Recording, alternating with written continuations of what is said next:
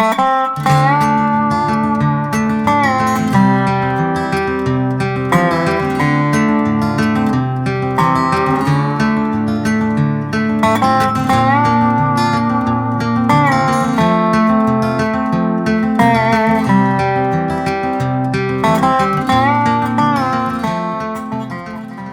cider vinegar has many healthy uses. It is made through the process of fermentation and is high in phosphorus, magnesium, potassium, and calcium. It also has a valuable role in preventing heartburn and aiding in digestion. In addition to its many benefits when taken internally, it is wonderful for balancing the skin's pH and helping with eczema, dandruff, and other skin conditions. Most of the apple cider vinegar you find in the supermarket is pasteurized and highly filtered. These versions still work well for cleaning, but they are not optimal for internal and culinary uses because most of the benefits are gone once it's been filtered and pasteurized. There are a few available that are with the mother, which means that they leave in the beneficial bacteria that develops during the fermentation process in the vinegar. When you make your own apple cider vinegar, you can be sure that your vinegar retains this beneficial mother. At some point while making apple cider vinegar, you will probably notice a SCOBY-like thing that forms on the top. This is the mother. SCOBY stands for Symbiotic Culture of Bacteria and Yeast. You can remove it or you can just leave it floating in your vinegar. Let's make some apple cider vinegar. You will need apples or apple scraps. Even just the cores will work. If you are using whole apples, they don't need to be the best apples. The apples I am using today are ones that fell to the ground from one of our apple trees. But do make sure to use organic apples. The ones at the grocery store have been sprayed with chemicals which can affect the apple cider vinegar outcome. I cut these up into slices. I do this to make sure I cut out any rotten spots. I fill the jar to the top. I am using a gallon glass jar. You need to use glass, but it can be any type of glass container. Make sure it is cleaned well before use. The next step is to dissolve cane sugar.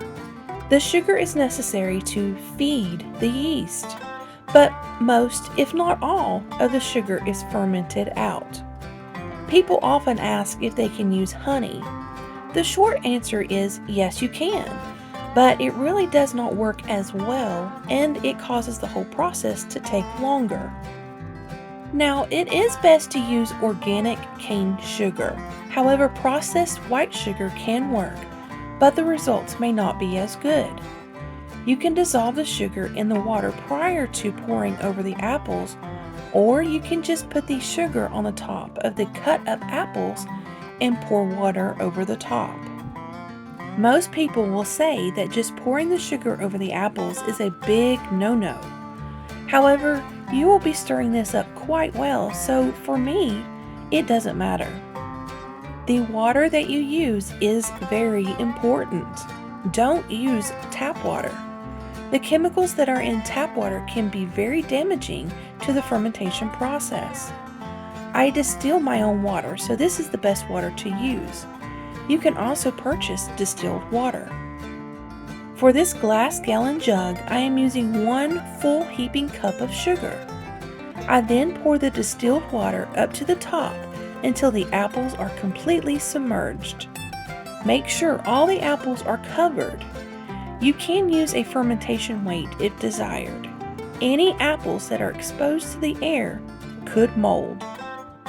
You can use a cheesecloth or coffee filter to cover the jars, but I prefer to use just clean old dish rags. Don't use a solid lid. It needs to be able to breathe and release gases created from the fermentation process.